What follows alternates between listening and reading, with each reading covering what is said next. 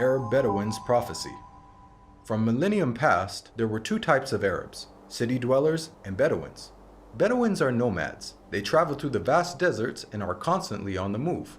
Even during the golden age of Islam, when Arabs were the richest and most learned people on earth, Bedouins remained in virtually the same state that they had been for thousands of years, poor, uneducated, and cut off from the rest of the world. Yet Muhammad, peace be upon him, foretold that these Arab Bedouins of his region would one day compete with one another in the construction of tall buildings. "Now tell me of the last hour," asked the man. The Prophet replied, "That you see the barefoot, unclothed Bedouins competing in the construction of tall buildings." Today we find in the Arabian Peninsula, the Bedouins who used to be impoverished herders of camels and sheep are now not only competing with one another, but also the entire world to construct the world's tallest buildings. How did one of the poorest people on earth, who literally wore rags, become the wealthiest nations on earth?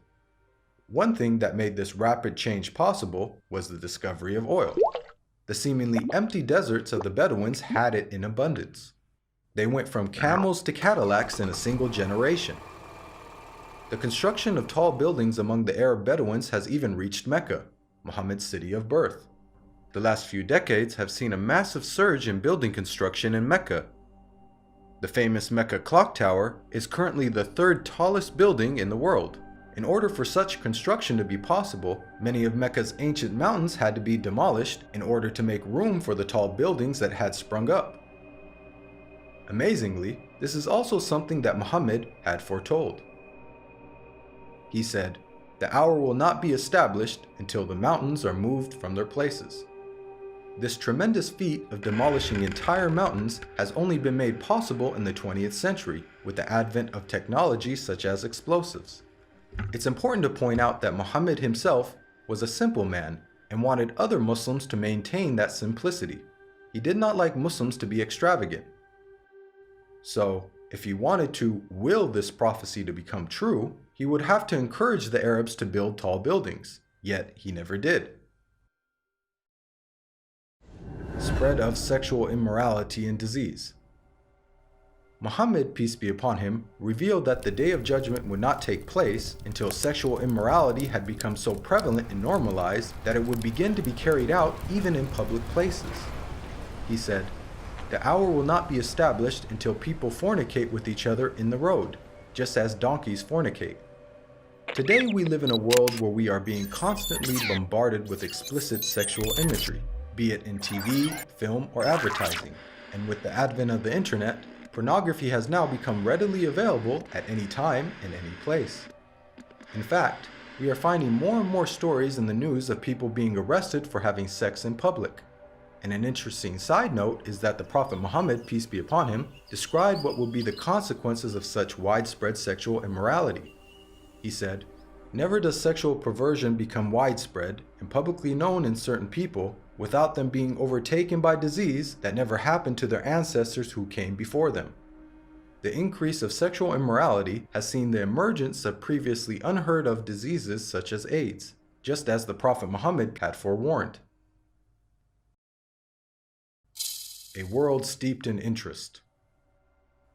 Muhammad, peace be upon him, claimed that the practice of interest would one day become so dominant that even those who try to avoid it will still feel its impact. He said, "A time will come upon mankind when they will consume interest. Whoever does not take from it will be afflicted by its dust." This clearly describes the state of the world economy today. In the modern world, it is almost impossible to avoid dealing with, or at the very least being impacted by, interest. Just think about how many people have interest-bearing bank accounts and buy things using credit cards. Even if one somehow manages to avoid dealing in interest directly, almost every aspect of our lives is impacted by it. Central banks influence the purchasing power of our money, and virtually every country in the world, even those considered to be wealthy, are drowning in interest-based debt. The financial system even suffered a global collapse in 2008, a disaster which had plunged the world into economic turmoil, the consequences of which will be felt for generations to come. What makes this prediction amazing is that the financial state of the world over the last century is unique in history. At the time of Muhammad, Finance was based on commodities with intrinsic value, such as gold and silver coins. Gold and silver have been used as the most common form of currency throughout history. The use of paper money with no intrinsic value, along with the massive debt and interest that it has resulted in, is a phenomenon of modern finance, and not something that could have been easily guessed by Muhammad over 1400 years ago. The defeat of Rome and the conquest of Persia. During the Battle of the Trench, where Muhammad, peace be upon him, and his followers were under siege by their enemies, being outnumbered 3-1 and staring in the face of certain defeat, the Prophet made some bold predictions. He said, "God is most great. I have been given the keys of Syria. By God, I can see its red palaces at the moment. God is most great. I have been given Persia. God is most great. I have been given the keys of Yemen." At that moment, Muhammad had made the astonishing claim that the Muslims would not only take the lands of Yemen and Syria, much of which was under the occupation of the Roman Empire, but that they would also defeat the mighty Persian Empire. Historically, Muhammad's companions saw this prophecy fulfilled before their very eyes, as they went on to defeat the Romans and conquer Persia. What are the odds that the Muslims, who lacked economic and military strength, could topple the superpowers of the world in such a short span of time? The astonishing way that the Muslims defeated the superpowers captured the world by surprise. As historian Barnaby Rogerson explains, you have to remember that the two great superpowers were the Byzantine Empire, i.e. the Eastern Roman Empire, and Sassanid Persia. They were the dominant superpowers. If you're putting it in a modern parlance, it's a bit like the Eskimos taking on the United States of America and Russia. No rational person would have ever conceived of such a possibility. This sentiment is echoed by historians who cannot explain how Islam became such a dominant force so quickly.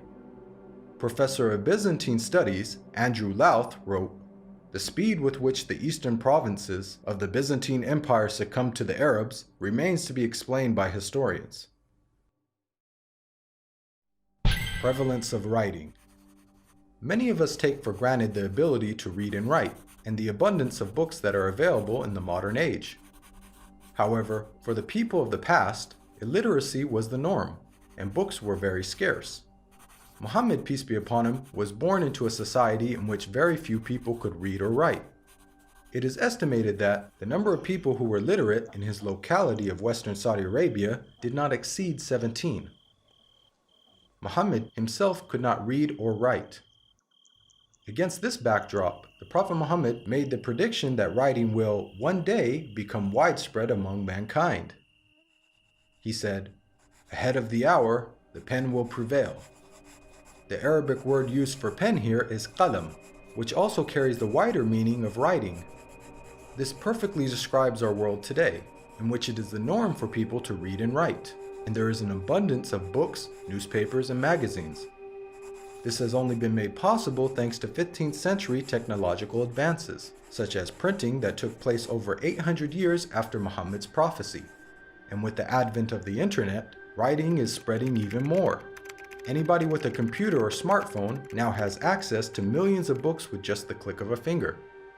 It's quite powerful that Muhammad, who could neither read nor write, prophesied the spread of reading and writing. The greening of Arabia's deserts. The Prophet Muhammad, peace be upon him, made a bold prediction about the future state of Arabia. He said, "The hour will not begin until the land of the Arabs once again become meadows and rivers." This narration anticipated the greening of Arabia's extensive dry desert environment. As recently as 1986, there was little to no farming in the region. However, over the last 30 years, these deserts have been transformed to grow grains, fruits, and vegetables, thanks to techniques such as center pivot irrigation. This is a process that pumps water to the surface from deep underground reserves, some of which date back to the last ice age 20,000 years ago. Now put yourself in the position of a person living in 7th century Arabia. This region hosts some of the most extensive sand and gravel deserts in the world, with very little rainfall. Could anyone inhabiting such a harsh environment ever rationally conceive of the possibility that one day there would be a plentiful supply of water and abundant crops? This prophecy also makes a claim about the ancient past. Note the words of Muhammad, "The lands of the Arabs once again become meadows and rivers." By saying once again, he is implying that at one stage in their history, the deserts were lush with vegetation and life, and that they will be returning to this former state. Geologists now know that the Arabian Peninsula was, indeed, once filled with meadows and rivers in ancient times.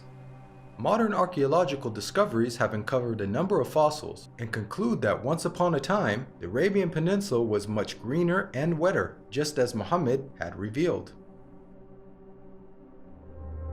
The rapid spread of Islam and the decline of the Muslims.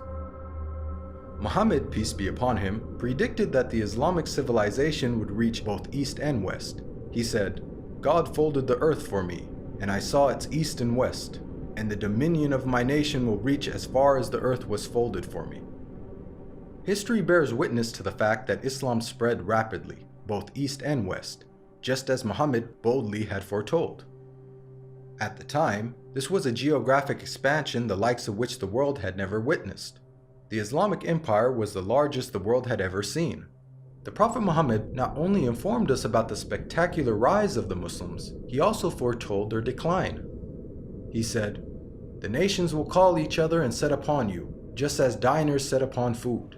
Someone then asked, "Will it be because of our small number that day?" The Prophet Muhammad replied, "Rather, on that day you will be many, but you will be like foam, like the foam on the river." Here we can see that Muhammad prophesied the dire circumstances in which the Muslims would find themselves. He explained that a day would come in which the Muslims would be large in number, but in such a state of weakness that other nations would invite one another to set upon them. The analogy of Muslims being eaten as a meal was given, which emphasizes just how helpless they would become. This prediction accurately describes the radical turn of events that took place in the Muslim world in the 19th and 20th century. Prior to this, the Muslim lands had grown to become some of the most powerful in the world. From the time of the death of Muhammad until the 19th century, the Muslims were economically, politically, militarily, and technologically far ahead of most of the world. Then the unthinkable happened. Nearly all the Muslim world was occupied, colonized, and militarily defeated by non-Muslim nations. Russia had annexed the Caucasus. France controlled Algeria, Morocco, and Tunisia. Great Britain occupied Egypt, Syria, Iraq, Palestine, and India. And the Dutch controlled Malaysia and Indonesia. Of the 50 Muslim countries that exist today, only a few survived occupation, and the ones that did were still subject to colonial masters. All of this is just as the Prophet Muhammad had predicted. At the time, there was an estimated 200 million Muslims, representing 12.5% of the world's population. But their considerable numbers could do nothing to prevent the defeat by their rivals. They were weak like the foam on a river. Again, just as Muhammad had foretold. If we reflect on this prediction, it is quite counterintuitive. If this prediction was guesswork, then it would have made more sense to state that the Muslims would be diminished in number and that would be the cause of their weakness. Yet Muhammad predicted the exact opposite. A paradoxical situation of the Muslims being vast in number but very weak, and it came true. Historically speaking, when religions lose their influence on the world stage in such a way, it is usually followed by a stagnation or decline in the number of their followers. Yet Muhammad foretold the exact opposite with regards to the religion of Islam. He said that it would continue to grow in terms of the number of followers, to the extent that it would eventually enter every household. He said, "This matter will certainly reach every place touched by night and day. God will not leave a house or residence, except that God will cause this religion to enter it." Today we are witnessing this prophecy unfold before our very eyes. Islam is currently the fastest growing religion in the world, with nearly 1 in 4 people on earth being a Muslim, and is forecasted to be the world's largest religion by the year 2070. This is despite Islam being constantly attacked by the media, the colonization of Muslim lands, and the many wars that have been waged in the Muslim world.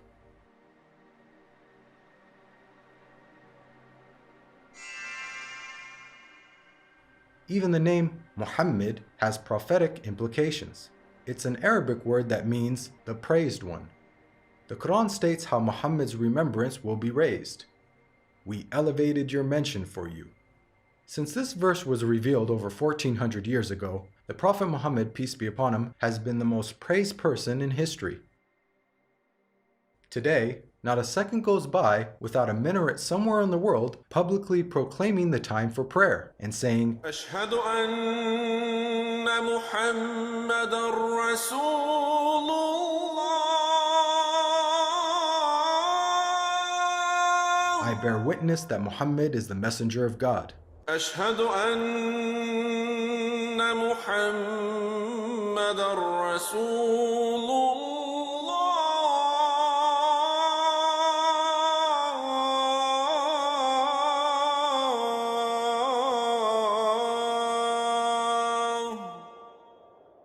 Moreover, the name Muhammad is consistently the most popular name given to newborns across the globe. This is despite the fact that Muhammad never encouraged Muslims to adopt his name. In fact, he said that the best names are Abdullah and Abdurrahman.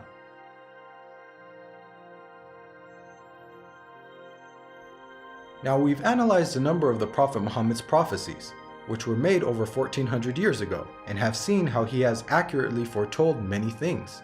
Purely from the standpoint of basic probability, for someone to accurately guess about such future events, which spanned across multiple nations in different time periods, many of which were outside the sphere of Muslim influence, to give so many predictions without making a single mistake is utterly impossible.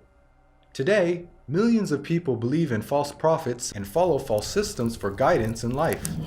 As human beings, we're willing to follow false prophets, man-made systems, and baseless superstitions, but why don't we accept the real guidance when it comes from God?